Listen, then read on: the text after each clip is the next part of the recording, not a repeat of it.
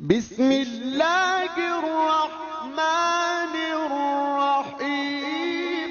الأفلاك مسخر الشمس والقمر مكبر الليل والنهار مكبر النهار على الليل قاسم كل جبار عنيد مهلك كل شيطان مريد رب الجنة والناس رب العالمين لا يسخره صراخ المستصرخين لا يبرمه إلحاح الملحين العاصم للصالحين موفق للمفلحين مولى العالمين أنزل السكينة على قلوب المؤمنين جلت عظمته. الصلاة والسلام على النبي الأمي العربي الهاشمي القرشي المكي المدني الأبتحي المطلبي أبي القاسم محمد.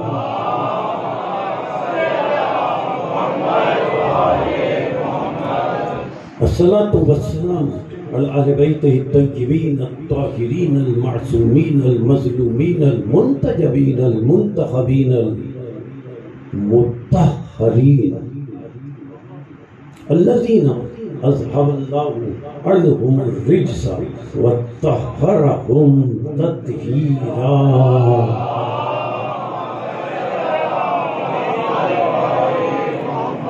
وما بعد فقد قال الحكيم في محكم كلامه المتين وخطابه المبين هو أصدق الصادقين وقوله الحق لأنه هو معلن الحق بالحق. بسم الله الرحمن الرحيم. فكيف إذا توفتهم الملائكة يضربون وجوههم وأدبارهم ذلك بأنهم اتبعوا ما أسخط الله وكرهوا رضوانه فأحبط أعمالهم. صلوات.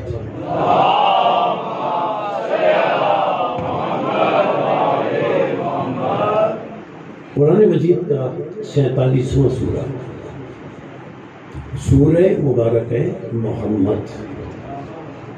28ویں اور 29ویں آیات باقی ہدایہ جنہیں گفتگو کے آغاز میں موضوع گفتگو کے طور پر آپ کی سماعتوں کے لیے ہدیہ کیا گیا.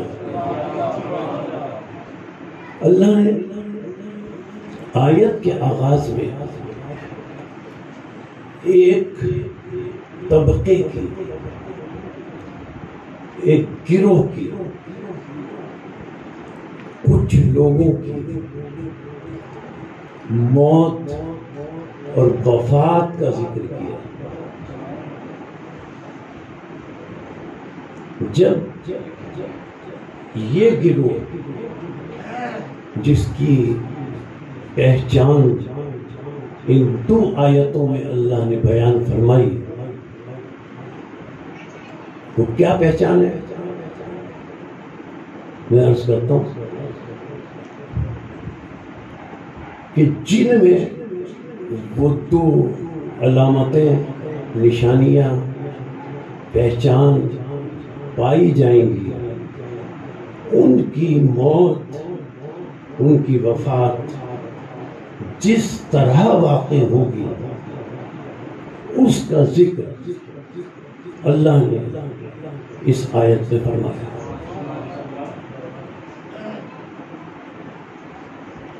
آدم سے قیامت تک جتنے انسان اس دنیا میں آئے آ رہے ہیں آئیں گے کوئی ایسا نہیں ہے جسے اس دنیا سے جانا نہ ہو. سب کو جانا ہے. فرق یہ ہے جیسا کہ مولا کائنات نے فرق بتایا، تھوڑا سا فرق ہے دنیا سے جانے میں. قبرستان کے قریب سے گزرتے ہوئے مولا کائنات نے اہل قبور سے مخاطب ہو کر فرمایا، اے وحشت زدہ اور اندھیرے گھروں میں رہنے والوں،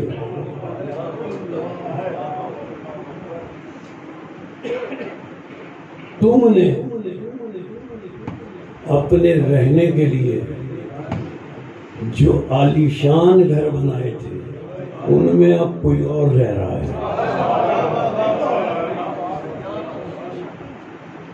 تم نے جو اپنی زندگی میں دولت اور جائیداد جمع کی تھی، تمہاری اس دولت کو استعمال اب دوسرے کر رہے ہیں، حساب تمہیں دینا ہے.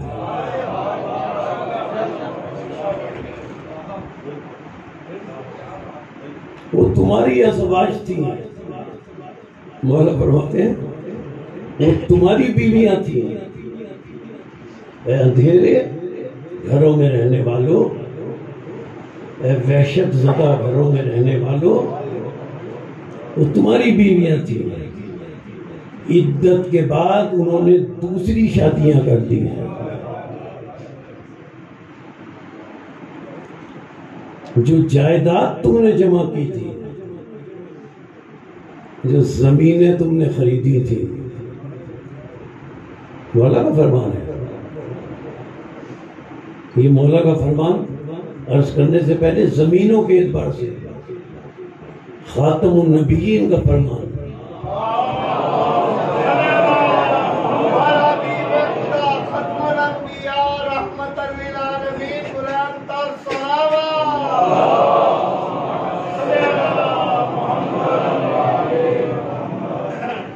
خاتم النبیین علیہ السلام سے آپ کے ایک صحابی نے عرض کیا، یا رسول اللہ میں ایک زمین خرید رہا ہوں، ایک قطع ارض خرید رہا ہوں. خاتم النبیین نے فرمایا، کیا تم دنیا پرست ہو گئے؟ کیا تمہیں یہی رہنا؟ زمین کے حوالے سے یہ خاتم النبیین کا فرمان سند کے ساتھ موجود ہے. ہم مولا کائنات جائیداد اور زمینوں کے حوالے سے ارشاد فرماتے ہیں، اے وحشت زدہ گھروں میں رہنے والوں، اے اندھیرے گھروں میں رہنے والوں، تم نے جو جائیداد اور زمینیں خریدی تھی انہیں تمہارے وارثوں نے آپس میں اس طرح تقسیم کر لیا ہے جیسے تمہارے وارثوں کو مرنا ہی نہیں ہے.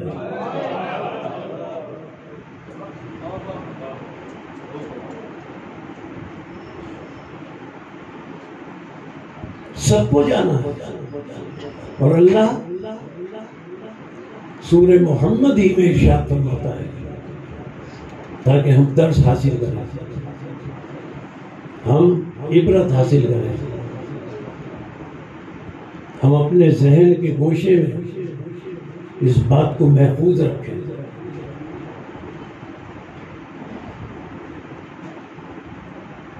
اس سورہ محمد کے فرمان سے پہلے امام حسن عسکری علیہ السلام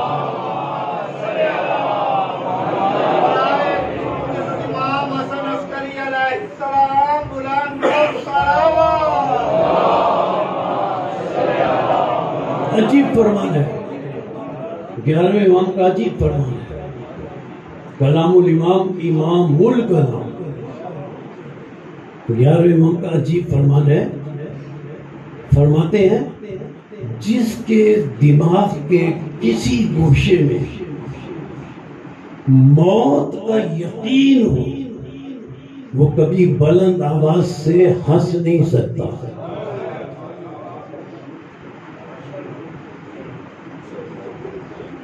اسی لیے 14 معصومین علیہ السلام کی آپ پوری سوانح حیات کو پڑھ لیں، کبھی ہمارے 14 معصومین میں سے کوئی بلند آواز سے نہیں ہنسا۔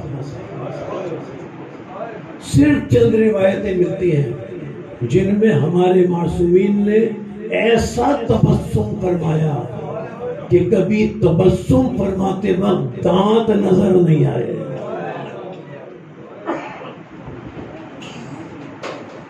جس دماغ کے گوشے میں مولا کے فرمان کا گلا جو موت کا یقین ہو وہ گناہ کرنے کا عمل تو چھوڑیں، امام فرماتے تصور نہیں کر سکتا۔ گناہ کا ارتکاب ہوتا ہی اس وقت ہے کہ جب انسان یہ سوچتا ہے قبرستان سے گزرتے ہوئے اچھا یہ مردہ لوگ ہیں، یہ مردے ہیں، ہم زندہ ہیں۔ اپنی زندگی کے بارے میں زندہ لوگوں کو ذہن میں یہ تصور ہی نہیں آتے، سوچتے ہی نہیں ہیں۔ یہ جنازہ ہے جس کی ہم نماز جنازہ پڑھ رہے ہیں اور بس ذرا دور جا کر کاروباری گفتگو کر رہے ہیں، کیا ہے یہ جنازہ ہے، ہمیں تو نہیں مرنا۔ زبان سے سب کہیں گے، ایک لمحے کا یقین نہیں ہے۔ مجھ سمیت آپ سمیت جتنے بیٹھے پوری دنیا کے لوگ مسلمان، ایک لمحے کا یقین نہیں ہے، یہ منافقت ہے۔ زبان سے کہتے ہیں ایک لمحے کا یقین نہیں ہے، اندر سے یقین ہے کہ 85-90 تک تو جائیں گے۔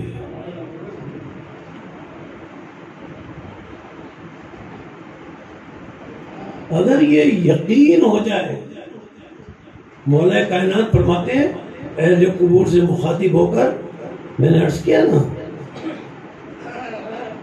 ارشاد فرماتے ہیں یا اہل القبور انتم السابقون ونحن لاحقون۔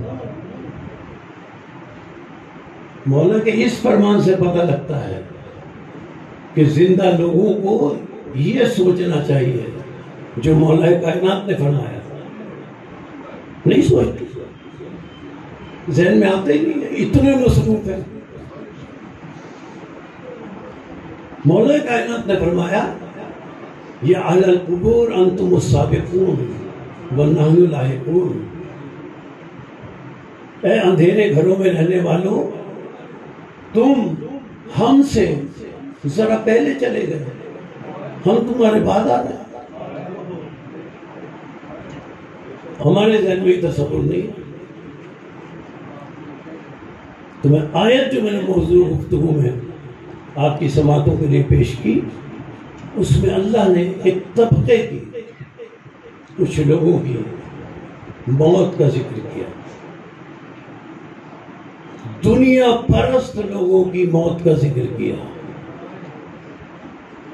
جو دنیا کو سب کچھ سمجھ بیٹھے۔ حالانکہ اللہ درس دیتا ہے سورہ محمد میں 47 سورہ، هو الذی یتوفاکم باللیل، اے لوگوں عبرت حاصل کرو، اللہ روز رات کو تمہیں موت دیتا ہے، صبح زندگی دیتا ہے۔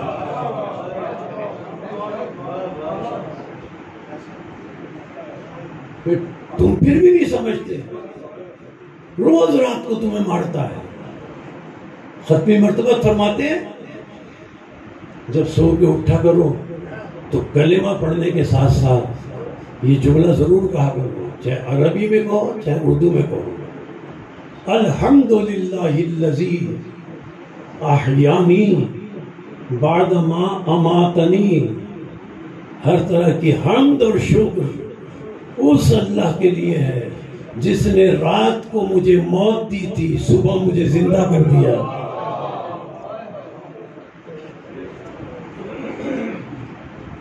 لیکن مصروف ہے ان دنیا پرست لوگوں کے لیے، ان کی کچھ نشانیاں بتائیں، ان کی علامات اور پہچان بتائیں۔ اس ایک گروہ کے لیے اللہ موت کا تذکرہ کر رہا ہے، لیکن ذہن میں یہ بات محفوظ رہے کہ حضرت آدم علیہ السلام سے قیامت تک جتنے انسان آنے والے ہیں، آئے ہیں، آئیں گے، سب کا یقین ہے، سب مانتے ہیں کہ جو آیا ہے اسے جانا ہے۔ اب وقت کی بات ہے، اور جس کو جانا ہے، حضرت آدم علیہ السلام سے قیامت تک جس کو جانا ہے، ان میں سے ہر ایک کے دنیا سے جانے کا طریقہ مختلف ہے۔ سب ایک طریقے سے نہیں جائیں گے، ہر ایک کی موت کا اور دنیا سے جانے کا انداز مختلف ہے۔ ان مختلف طریقوں کا ذکر اللہ نے قرآن میں کیا۔ میں آیت کے ترجمے تک نہیں پہنچا، اب ترجمہ کروں۔ کچھ لوگوں کی موت کا ذکر اللہ نے کیا، فَكَيْفَ إِذَا تَوَفَّتْهُمُ الْمَلَائِكَةُ، کچھ لوگوں کا، ایک گروہ کا، جن میں یہ نشانیاں ہیں جو آیت میں اب بتائیں، ان کا فَكَيْفَ إِذَا تَوَفَّتْهُمُ الْمَلَائِكَةُ، ان کا اس وقت کیا حال ہوگا، کیفا، ان کی کیا کیفیت ہوگی۔ یتوفتہم الملائکۃ، جب ملائکہ انہیں وفات دیں گے، موت دیں گے۔ ایک ایسا گروہ ہے، اس کی اس وقت کیا حالت ہوگی کہ جب اسے فرشتے وفات دیں گے، موت دیں گے، جب فرشتے اس کے بدن سے روح نکالیں گے، تو اللہ فرماتا ہے اس کے بدن سے روح نکالتے ہی کچھ لوگوں کا یہ حال ہوگا کہ فرشتے اس کے بدن سے روح نکالتے ہی یضربون وجوہہم وادبارہم، جیسے ہی روح نکالیں گے، روح نکالتے ہی فرشتے اس کے چہروں پر اور اس کی پشتوں پر اسے مارتے ہوئے لے جائیں گے۔ یضربون وجوہہم، اس کے چہروں پر ضربے لگاتے ہوئے، وادبارہم، اور اس کی پشتوں پر اسے مارتے ہوئے، روح کے نکلتے ہی مارتے ہوئے لے جائیں گے۔ کس کو لے جائیں گے؟ اب اللہ نے آیت میں بتایا جن میں یہ دو باتیں پائی جائیں گی، انہیں فرشتے مارتے ہوئے لے جائیں گے۔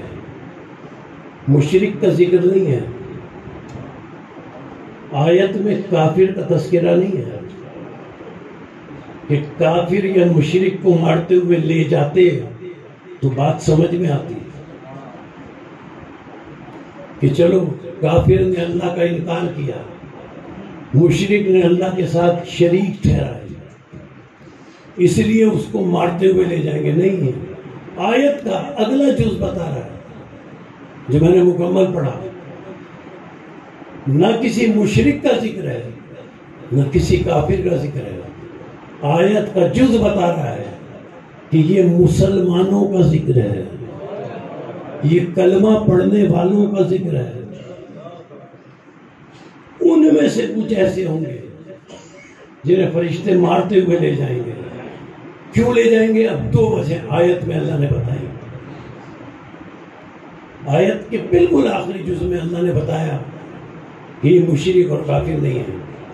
اب جنہیں مارتے ہوئے لے جائیں گے ان کی 2 وجہ بتائیں اللہ نے. پہلی وجہ ذالک بأنہم، فرشتے انہیں مارتے ہوئے اس لیے لے جائیں گے اتبعوا ما اسخط اللہ، اس لیے کہ ان لوگوں نے ان پیشواؤں کی اتباع اور پیروی کی ہوگی جن پیشواؤں سے اللہ بیزار ہے.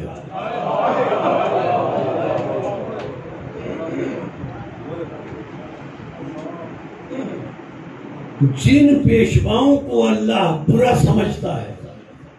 لفظ بدل دو. شیعت کے مسلک شیعت کے 2 مسئلے آیت کے ان 2 اجزاء سے حل ہو گئے. ان پیشواؤں کی جو اتباع کرتے ہیں ما اسخط اللہ،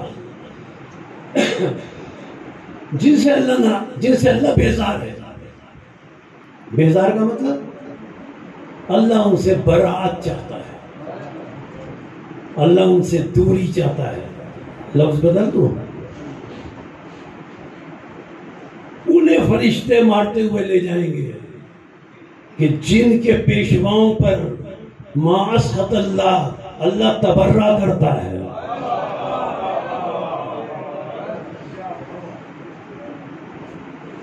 تبرہ کے معنی مسلک تشیع کا فروع دین میں ایک جز ہے تبرہ، ایک ہے تولا. آیت کے پہلے جز میں تبرہ بتایا، آیت کے دوسرے جز میں تولا بتایا. پہلے جز میں فرمایا تبرہ کے معنی یہ نہ سمجھے کہ کسی کو برا بھلا کہنا. اللہ تبرہ کرتا ہے. تبرہ کے معنی بری ہونا، ان کو خود سے دور رکھنا. ہمارے ہاں جو مسلک تشیع میں فروع دین میں تبرہ ہے، اس کے معنی یہ نہیں ہے کہ ہم کسی کو کوئی برا بھلا کہتے ہیں، ہم کسی کے خلاف کوئی بات کرتے ہیں. بس تبرہ کا صرف اتنا مفہوم ہے کہ اللہ اور رسول جن پیشواؤں سے بیزار ہیں انہیں ہم اپنے دلوں سے نکال دیتے ہیں. صرف یہ مفہوم ہے. اچھا، پہلی بات ان میں کیا ہے؟ جنہیں فرشتے مارتے ہوئے لے جائیں گے انہوں نے اتباع ذالک بأنہم اتبعوا، انہوں نے اتباع اور پیروی کی ہوگی ما اسخط اللہ، ان کی جن سے اللہ بیزار ہے. تبرہ آ گیا. اب آیت کا دوسرا جز فقہ جعفریہ کے فروع دین میں ایک تولا ہے، ایک تبرہ. اب اللہ نے پہلے تبرہ بتا کر اب تولا بتایا. اب اللہ فرماتا ہے کہ فرشتے انہیں مارتے ہوئے اس لیے لے جائیں گے کہ یہ ان سے دور نہیں ہوئے جن سے اللہ بیزار تھا. پہلی بات. اب دوسری بات، اور فرشتے، اب یہ دیکھیں تولا، اور فرشتے انہیں مارتے ہوئے کیوں لے جائیں گے؟ وَكَرِهُ رِضْوَانَهُ. وَكَرِهُ آیت کا ترجمہ دیکھ لیجئے گا کسی مسلک کا. وَكَرِهُ رِضْوَانَهُ، فرشتے انہیں روح کے نکلتے ہی مارتے ہوئے اس لیے لے جائیں گے وَكَرِهُ رِضْوَانَهُ کہ ان لوگوں نے اللہ کی رضا سے بغض رکھا ہوگا.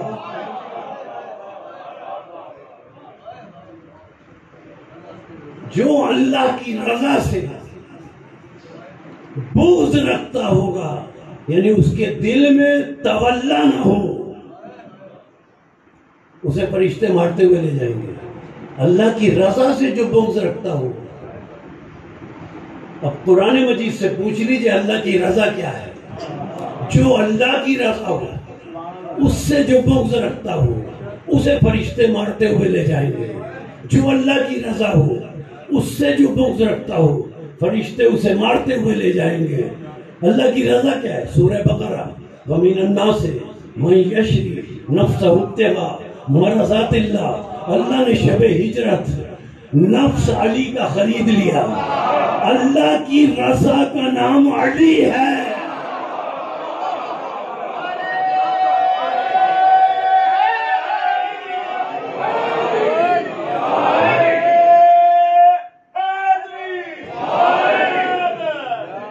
اللہ کی علی ابن ابی طالب کی ذات پر بلند سلام.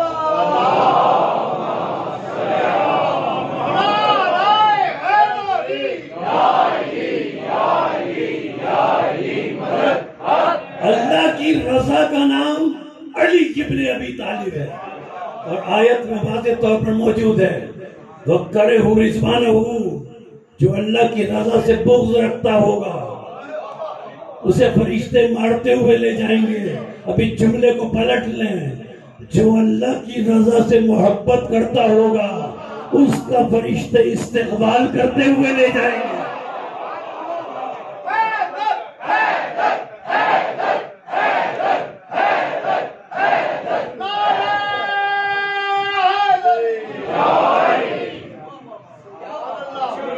اس کے لیے اللہ فرماتا ہے سورہ انبیاء جو مودت رکھتے ہوں گے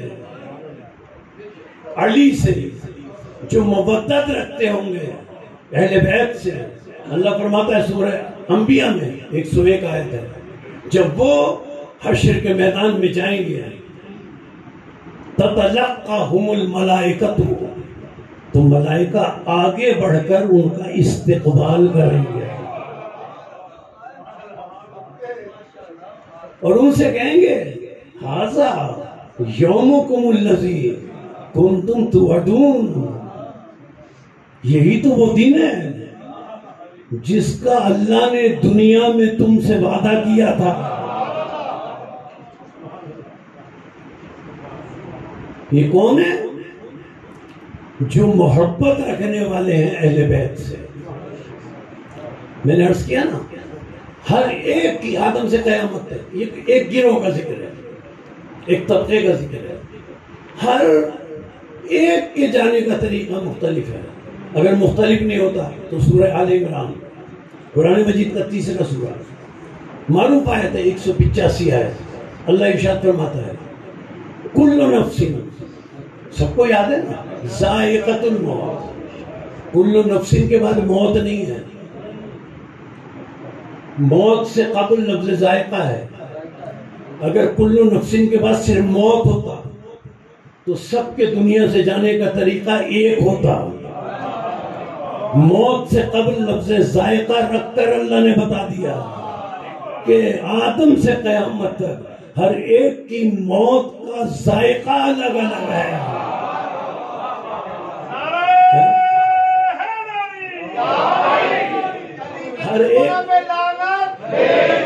ہر ایک کے موت کا ذائقہ الگ الگ ہے. اب نص معصوم اس آیت کے ذیل میں ہے 8ویں امام امام رضا علیہ السلام ان کا جو ارشاد ہے اس کا صرف اقتباس اور تلخیص پیش کر لوں. امام سے پوچھے کہ ذائقہ کیا ہے؟ یبنا رسول اللہ, یہ ذائقہ کیا ہے موت کا؟ امام نے فرمایا ذائقے کا مطلب ہے کہ مومن اور متقی کے لیے موت میٹھی اور شیریں ہے. مومن اور متقی کے لیے کتنی فصاحت ہے جملے میں, کلام امام میں. مومن صاحب ایمان, عقیدہ درست ہو. متقی صاحبان اعمال صالحہ. یعنی امام نے یہ نہیں فرمایا کہ صرف عقیدہ درست ہے تو جنت میں چلے جاؤ گے. عقیدے کے ایمان کے ساتھ ساتھ اعمال صالحہ میں تقوی ضروری ہے. اگر صرف ایمان ہے اور اعمال صالحہ نہیں ہے، جنت میں جانے کا تصور نہ کریں. اگر صرف اعمال صالحہ ہے اور کل ایمان سے محبت نہیں ہے، جنت میں جانے کا تصور نہ کریں. مولا فرماتے ہیں کہ موت اس کے لیے میٹھی ہوگی جو صاحب ایمان بھی ہو، صاحبان اعمال صالحہ بھی ہو. اور دو لفظ منتخب کر کے مولا نے فرمایا، مومن بھی ہو متقی بھی ہو. پھر امام کے کلام کا دوسرا جز امام فرماتے ہیں موت انتہائی تلخ تکلیف دے ان کے لیے ہے جو مشرک ہوں، کافر ہوں، منافق ہوں. ان کے لیے موت انتہائی تلخ اور انتہائی تکلیف دے ہے. مشرک، کافر اور منافق کے لیے ایک ایک جملے میں عرض کر دوں کن کے لیے موت تلخ ہے، کن کے لیے موت کڑوی ہے. ایک ایک جملہ مشرک، کافر اور منافق کے لیے. مشرک کسے کہتے ہیں؟ ایک ایک جملے میں اختصار سے، مشرک اسے کہتے ہیں ان کے لیے موت تلخ ہے، تکلیف دہ ہے. مشرک اسے کہتے ہیں جو لا الہ الا اللہ کا منکر ہو. کافر اسے کہتے ہیں جو محمد رسول اللہ کا منکر ہو. منافق اسے کہتے ہیں جو علی ولی اللہ کا منکر ہو.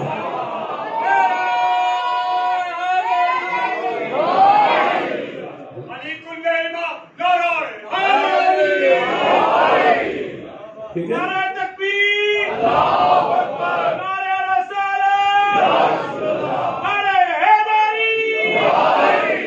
اب دیکھیں اس آیت میں جو دو پہچانیں بتائی ہیں، ایک تولا، دوسری تبرع.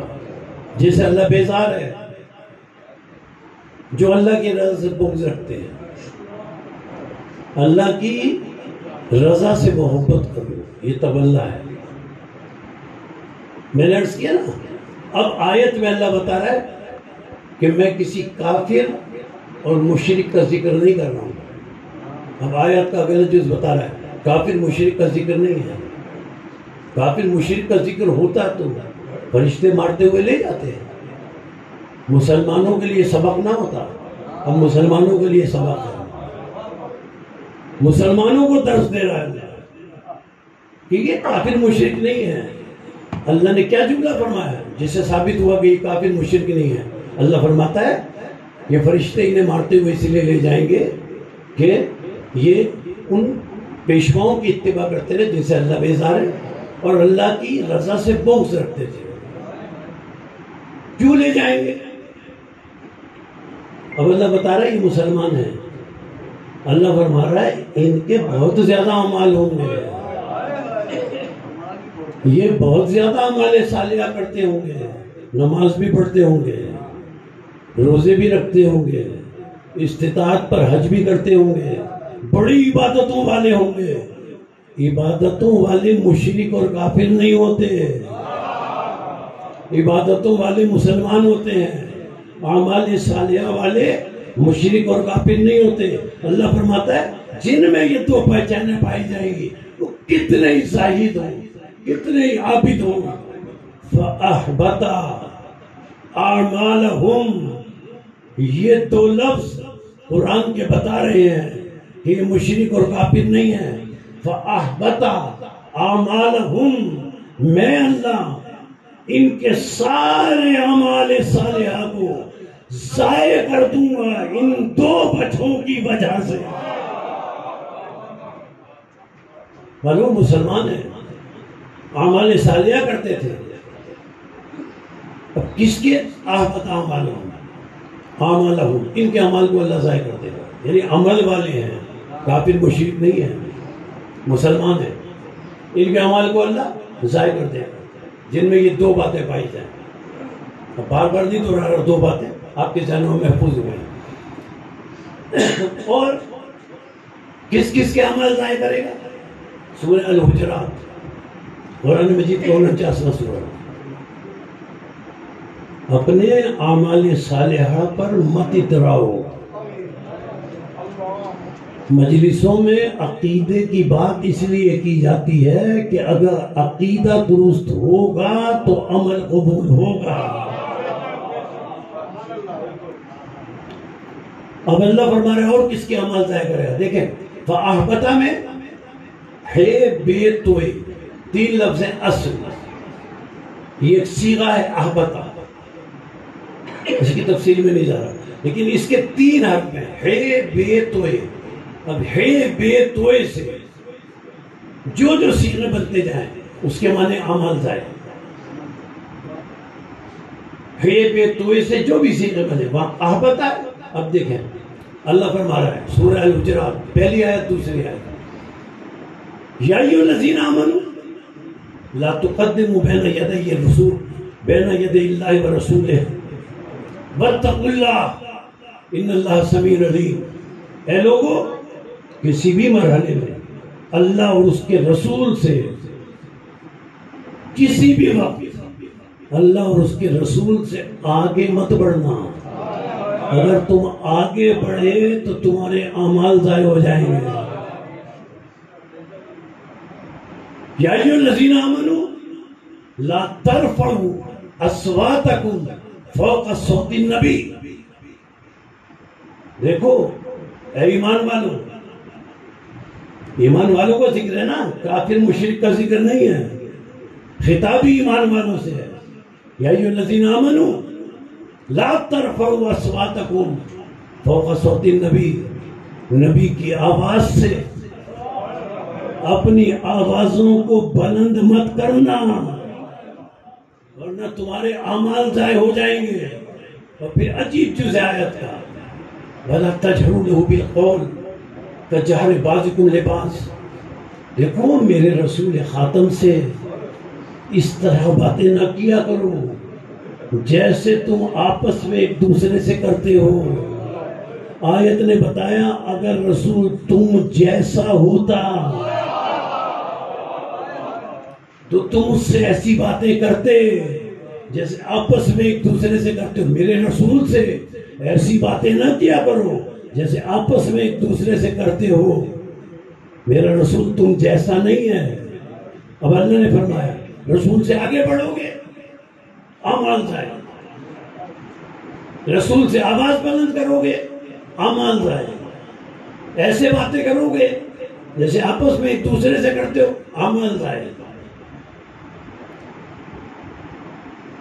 ذالک بانہم اتبعوا ما اسخط اللہ، اعمال ضائع، وکرہوا رضوانہ، اعمال ضائع، لا تقدموا، اعمال ضائع، لا ترفعوا، اعمال ضائع، ولا تجہروا بالقول، اعمال ضائع۔ اللہ نے وہاں فاحبطا کا اب یہاں فرمایا اگر یہ 3 باتیں تم میں پائی گئی، آواز بلند کی، آگے بڑھے،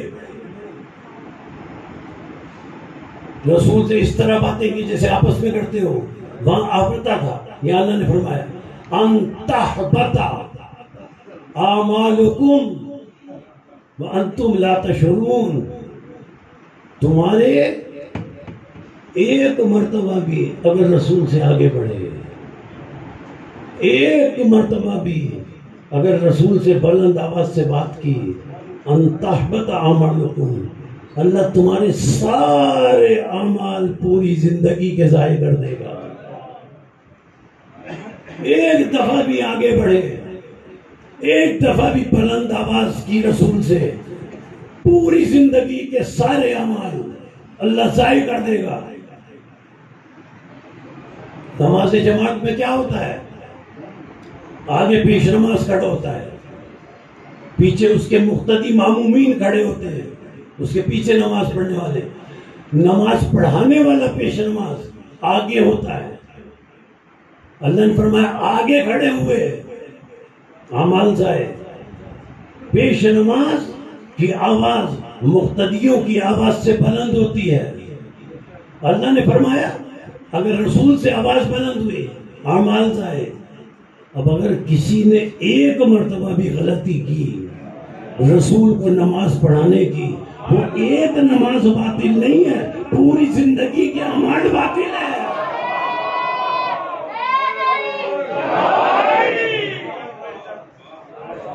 وہ ایک نماز باطل نہیں ہے، پوری زندگی کے اعمال اس کے ضائع ہو گئے۔ ذالک بأنہم اتبعوا ما اسخط اللہ اعمال ضائع، کرہوا رضوانہ اعمال ضائع، لا تقدموا اعمال ضائع، لا تجہروا اعمال ضائع، لا ترفعوا اعمال ضائع۔ اب سورہ مائدہ 5واں سورہ، اور کس کے اعمال ضائع؟ ارشاد ہوا وَمَن يَكْفُرْ بِالْإِيمَانِ وَأَحْبَطَ، سورہ حجرات میں تحبطہ۔ اب یہاں دیکھیں اسی ہے بے تو سے مَن يَكْفُرْ بِالْإِيمَانِ فَقَدْ حَبِطَ وَأَحْبَطَ وَتَحْبَطَ یا حَبِطَ۔ مَن يَكْفُرْ بِالْإِيمَانِ فَقَدْ حَبِطَ عَمَلُهُ، جس نے ایمان کا انکار کیا اس کی پوری زندگی کے اعمال ضائع کر دوں گا۔ وَهُوَ فِي الْآخِرَةِ مِنَ الْخَاسِرِينَ، اور وہ آخرت میں نقصان اٹھانے والوں میں سے ہوگا۔ کون؟ مَن يَكْفُرْ بِالْإِيمَانِ، جس نے ایمان کا انکار کیا اس کے ساری زندگی کے اعمال ضائع ہیں۔ اب اگر کوئی کل ایمان کا انکار کرے،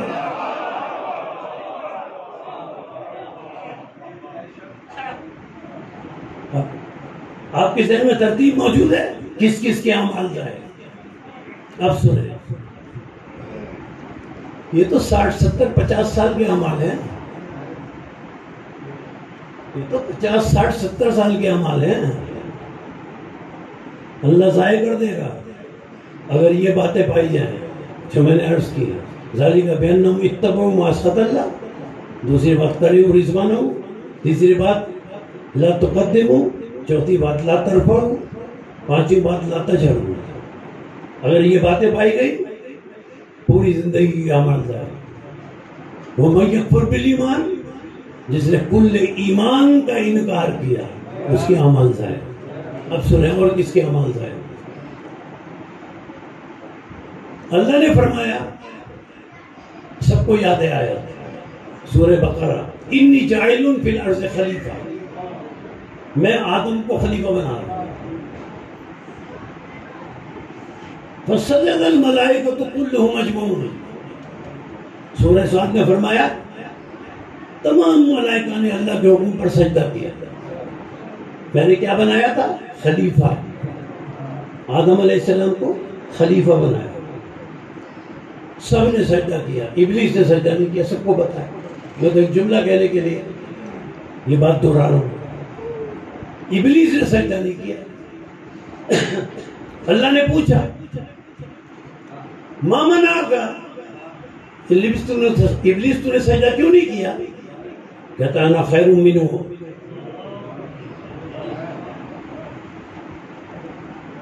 اللہ نے فرمایا نا کہ ابا واستکبر، ابلیس نے تکبر کیا۔ مجھے پتا ہے اس نے کیا تکبر کیا، اس کا تکبر کیا تھا؟ اس کا تکبر ہے یہ ایک جملہ، انا خیر منہ، اس کا نام ہے تکبر۔ اللہ نے فرمایا جب اس نے کہا انا خیر منہ، میں اس آدم سے بہتر ہوں، جو اپنے آپ کو کسی سے بہتر سمجھے وہ متکبر ہے۔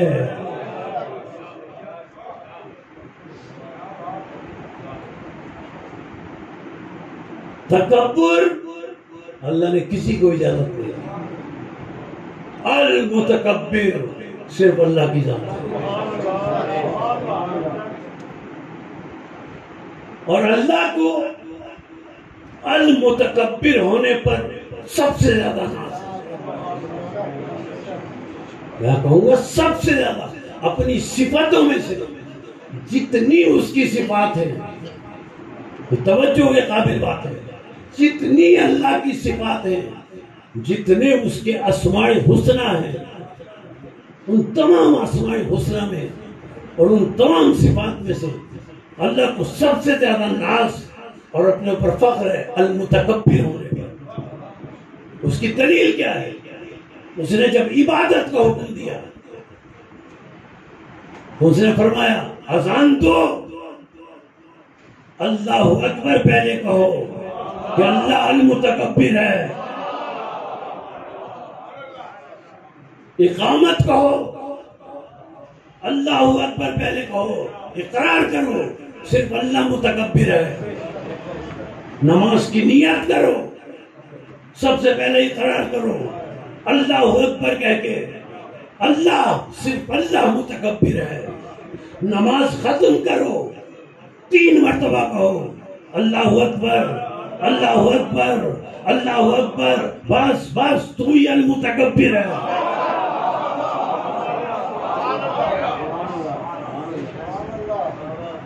اللہ کو تکبر پر، المتکبر ہونے پر ناز ہے۔ خود فرماتا ہے التکبر ردائی، تکبر میری چادر ہے، اس میں میں کسی کو داخل نہیں ہونے دوں گا۔ اس نے رسول اور آل رسول کو بھی تکبر کی چادر میں کتنی عظمت ہے رسول اور آل رسول کی، انہیں بھی داخل نہیں ہونے دیا۔ یہ میری چادر تکبر ہے جس میں کسی کو داخل ہونے کی اجازت نہیں۔ اب عرض کروں 2 ہی تو چادریں ہیں جس میں کسی کو داخل ہونے کی اجازت نہیں۔ ایک چادر تکبر ہے، دوسری چادر تطہیر ہے۔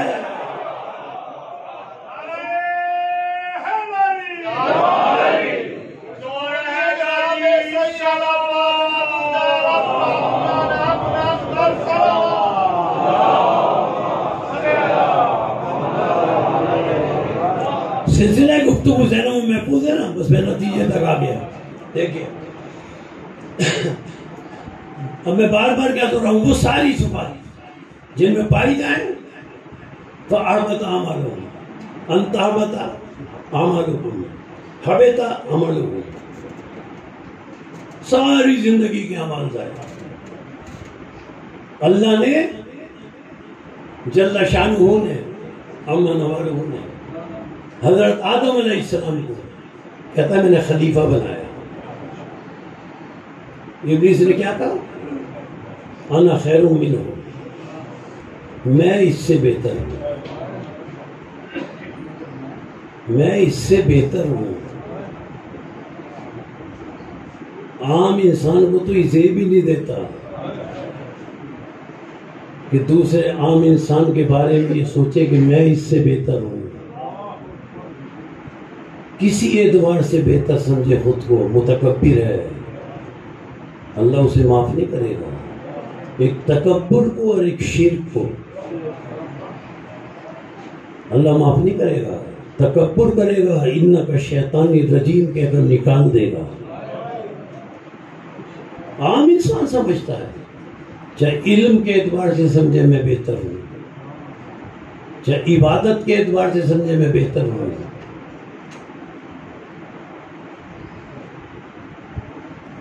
چاہے سخاوت کے اعتبار سے سمجھے میں بہتر ہوں، چاہے ہمدردی کے اعتبار سے سمجھے میں، کسی اعتبار سے سمجھے، عبادتیں کتنی کرے، ایک بات ذہن میں محفوظ رکھیں کہ عبادت میں ذرا سی بھی ریاکاری آ جائے اللہ عبادت کو ضائع کر دیتا ہے۔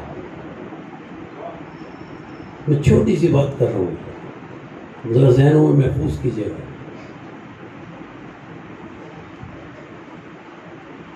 عام نمازوں میں ریاکاری کرے، عبادت باتیں اللہ کو پسند نہیں ہے۔ اللہ کو اچھا جو نماز شب پڑھتے ہیں نا، نماز تہجد پڑھنے کے بعد لوگوں سے کہتے ہیں میں آپ کا نام لیتا ہوں، 39 مومنوں میں. یہ کیا ہے؟ ریاکاری ہے. بتانے کی ضرورت کیا ہے کہ میں نماز تہجد پڑھتا ہوں؟ نماز تہجد پڑھنے کے بعد یہ بتانا کہ میں پڑھتا ہوں، یہ ریاکاری ہے. میں آپ کا نام لیتا ہوں، کیا مطلب ہوا کہ میں نماز تہجد پڑھتا ہوں؟ پتہ لگ جائے الگ بات ہے، لیکن خود بتانا کہ بھئی مجھے جلدی سونا ہے تاکہ میں نماز شب کے لیے اٹھ جاؤں، یہ ریاکاری ہے.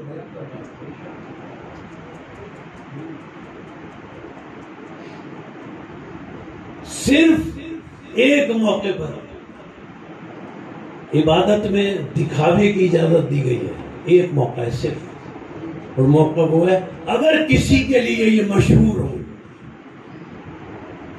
اور سب کہتے ہو یہ نماز نہیں پڑھتا، وہ سب کو دکھا کے نماز پڑھے کہ میں نمازی ہوں. اس کے علاوہ کسی کے لیے جائز نہیں ہے، نہ ریاکاری جائز، عبادت جائز، تکبر جائز نہیں. انا خیر منہ، کہتا ہے میں بہتر ہوں. ہے نا موسیٰ علیہ السلام کا واقعہ ذہنوں میں جلدی جلدی دہرا دوں. اللہ نے کوئی طور پر حضرت موسیٰ علیہ السلام سے کہا اے موسیٰ کل اس کو اپنے ساتھ لے کر آنا جسے تم خود سے کمتر سمجھتے ہو. ساری رات حضرت موسیٰ سوچتے رہے کسے لے جاؤں.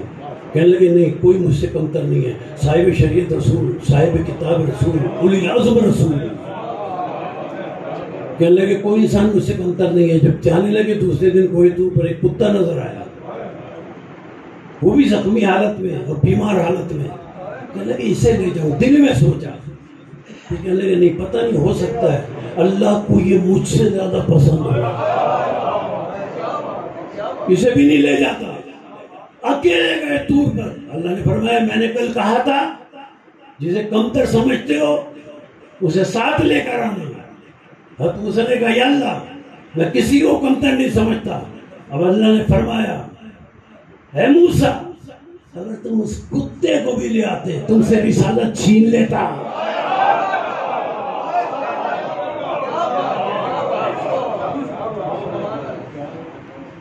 اور تکبر اور ردائی، اپنے آپ کو کسی سے بہتر سمجھنا تکبر ہے. کسی اعتبار سے سمجھے، چاہے خاندان کے اعتبار سے سمجھے، چاہے علم کے اعتبار سے سمجھے، عبادتیں ضائع ہو جائیں گی. انک شیطانی رجیم کے اگر دربار سے نکال دیے جاؤ گے تو اللہ نے کیا فرمایا میں حضرت آدم علیہ السلام کو خلیفہ بنا رہا ہوں. ابلیس نے کہا میں سجدہ نہیں کروں گا، میں اس سے بہتر ہوں. اللہ نے کہا انک شیطانی رجیم میرے دربار سے نکل جائے. اللہ نے کہا کیوں نکالا؟ اس نے تکبر کیا. کیا تکبر کیا؟ اسے سجدہ نہیں کیا جسے اللہ نے خلیفہ بنایا. جسے اللہ خلیفہ بنائے اسے ابلیس نے نہیں مانا. ہزاروں سال کی ابلیس کی عبادتیں تھیں، اعمال صالحہ تھے. ایک قصور ابلیس کا ہوا، اس نے اسے خلیفہ نہیں مانا جسے اللہ نے خلیفہ بنایا. ہزاروں سال کی عبادتیں ضائع ہو گئیں. اب اگر کوئی اسے خلیفہ نہ مانے جسے رسول کے بعد اللہ نے خلیفہ بنایا،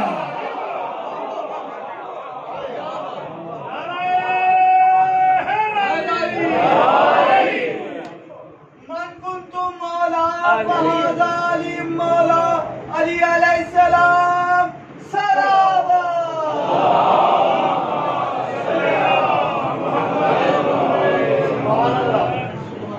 یہ تمام باتیں ہیں ترتیب ذہن میں آپ کے. اعمال ضائع،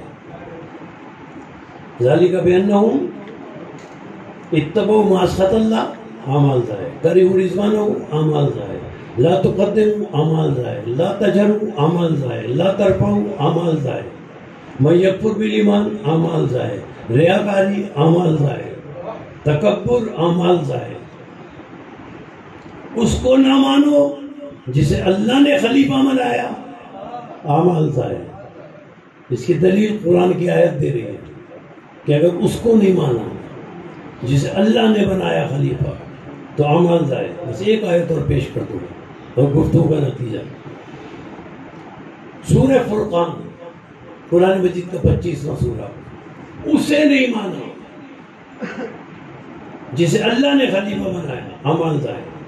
اللہ فرماتا ہے سورہ فرقان میں, حشر کے قیامت کے میدان کا ذکر کرتے ہوئے اللہ فرماتا ہے یوم یعز الظالم علی یدیہ,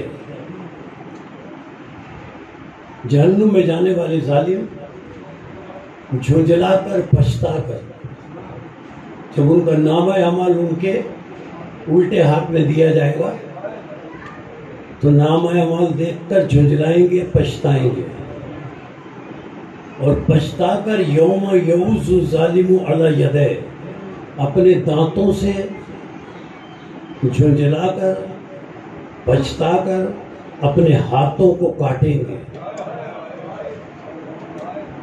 اور پچھتا کر کیا کہیں گے, یا لیتنی. اب دیکھیں آیت کی توجہ ہے, آیت کیا کہیں گے, یا لیتنی اتخذت, رسولہ نہیں ہے, اتخذتو کے بعد رسولہ نہیں ہے, یا لیتنی اتخذت مع الرسول سبیلا. پچھتا کر کہیں گے کاش ہم نے دنیا میں رسول کے ساتھ ساتھ, رسول کی اتباع کے ساتھ ساتھ, مع الرسول, رسول کی رسالت کو ماننے کے ساتھ ساتھ, اتخذت مع الرسول, رسول پر ایمان لانے کے ساتھ ساتھ, کاش ہم نے اتخذت, کاش ہم نے رسول کے ساتھ ساتھ سبیل کے دامن کو بھی تھام لیا ہوتا. ہم نے پوچھا یا رسول اللہ سبیل کیا ہے, لا تقولوا, سورہ بقرہ, سبیل کیا ہے, لا تقولوا من یقتل فی سبیل اللہ اموات, ان کو مردہ نہ کہنا جو سبیل رب میں مر جائیں. رسول سے پوچھا گیا سبیل رب کیا ہے, فرمایا من ماتا علی حب آل محمد مات شہیدا, جو آل محمد کی محبت کو قلب میں لے کر مرتا ہے وہ مرتا نہیں, زندہ رہتا ہے. اب معصومین تو موجود نہیں ہیں, معصومین موجود ہوتے ظاہری طور پر تو جہاد کرنے ان کے ساتھ جاتے ہیں تو میدان میں درجہ شہادت ملتا. اب وہ درجہ شہادت تو مل نہیں سکتا, تو رسول نے فرمایا کہ ضرورت نہیں ہے, اگر معصومین ظاہری طور پر موجود نہ ہو تم اس درجہ شہادت سے محروم نہیں رہ سکتے, بستر پر مر جاؤ لیکن قلب میں آل محمد کی مودت ہو.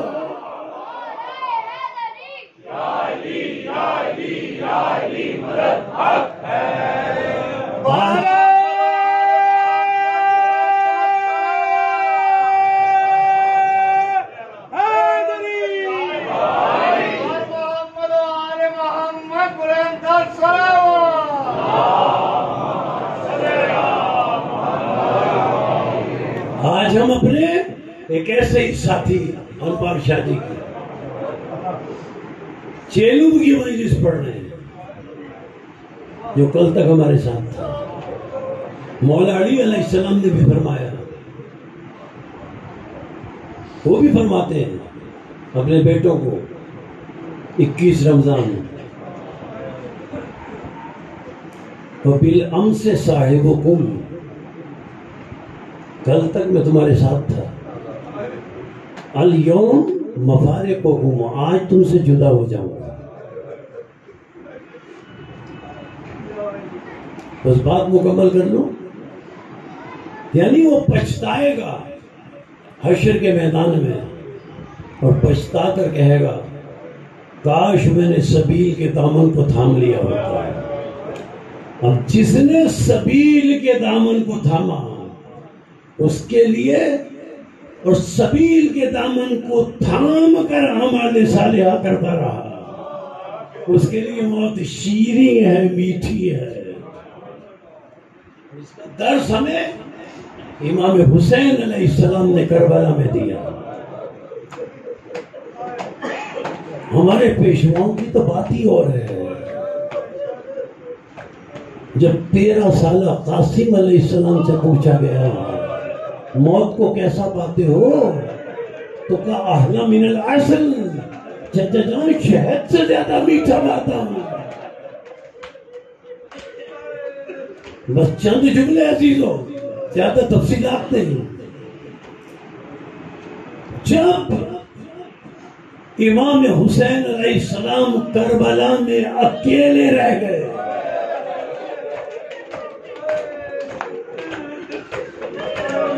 حتیٰ کہ اپنے 6 ماہ کے علی اصغر کو بھی دفن کر چکے، امام حسین علیہ السلام نے صبح عاشور سے عصر عاشور تک شہادت کے بعد کسی شہید کو دفن کرنے کے بارے میں نہ کوئی تدبیر کی، نہ سوچا، سوائے شہزادے علی اصغر کے کسی کے بارے میں نہیں سوچا کہ اسے دفن کروں، سوائے شہزادے علی اصغر کے۔ سبب کیا تھا؟ امام حسین جانتے تھے کہ اگر اس معصوم کا لاشا زمین کربلا پر پڑا رہا تو کہیں اللہ کو جلال نہ آ جائے اور اللہ اس امت پر کہیں عذاب نازل نہ کر دے۔ امام حسین نے امت کی خاطر جان دی۔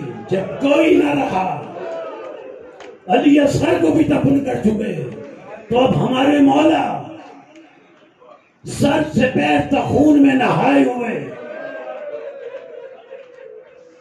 جب خیموں میں پہنچے تو رخصت آخر کے بعد، میں تفصیلات نہیں پڑھ رہا، چند جملے، رخصت آخر کے بعد ذوالجناح پہ سوار ہوئے اور ذوالجناح پہ سوار ہو کر 2 جملے کہے، بڑے دردناک جملے ہیں۔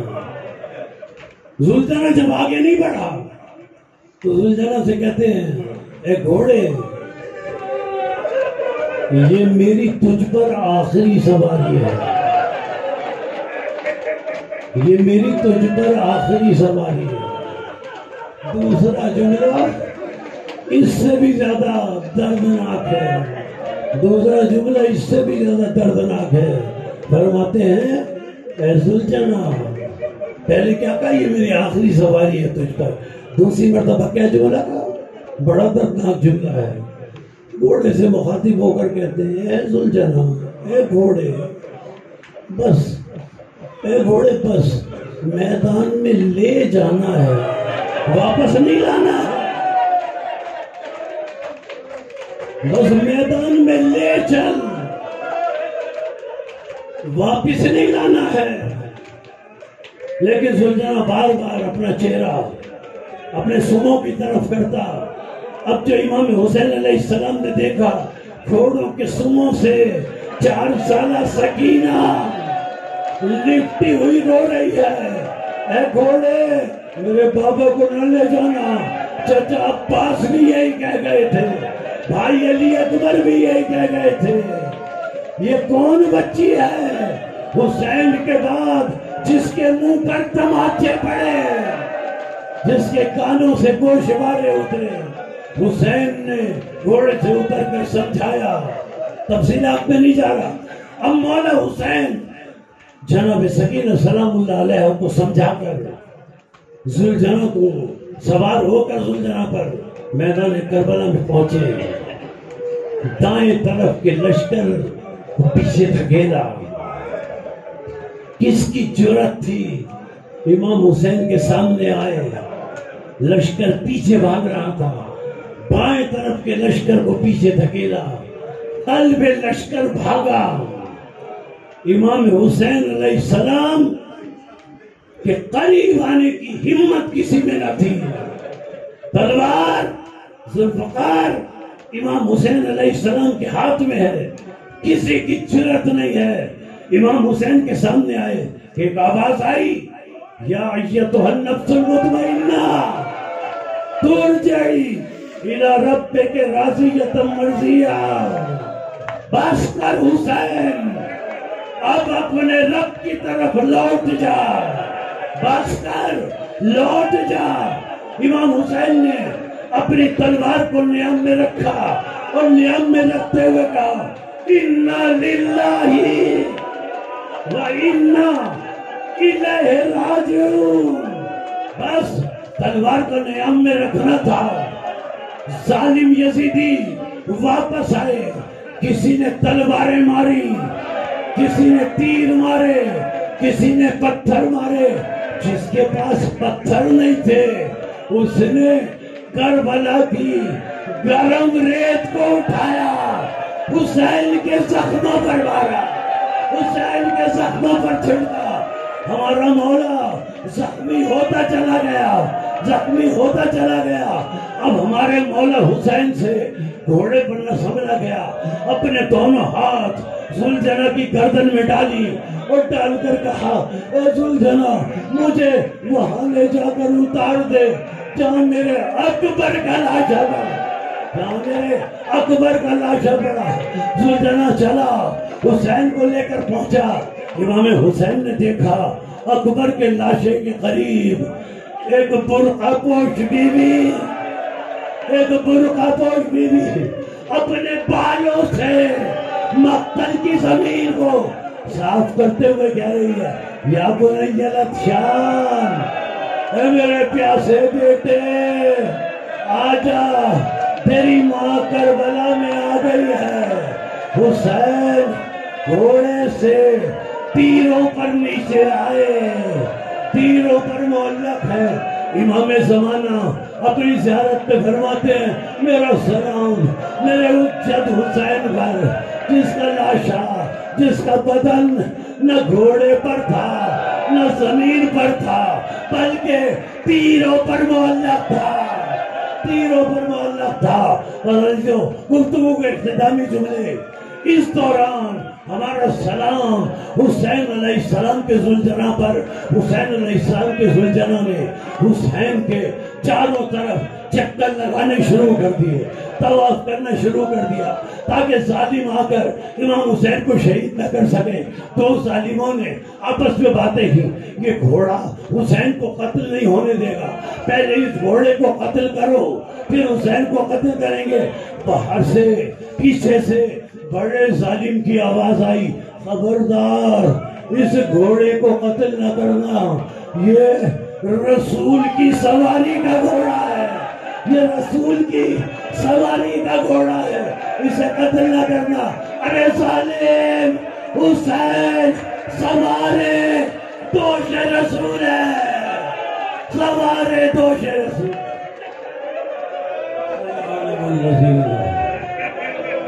ظلموا أي منقلب ينقلبون. الہی بحق محمد و آل محمد ہماری عبادت کو قبول کرنا، ہمیں اعمال صالحہ کی توفیق عطا فرما.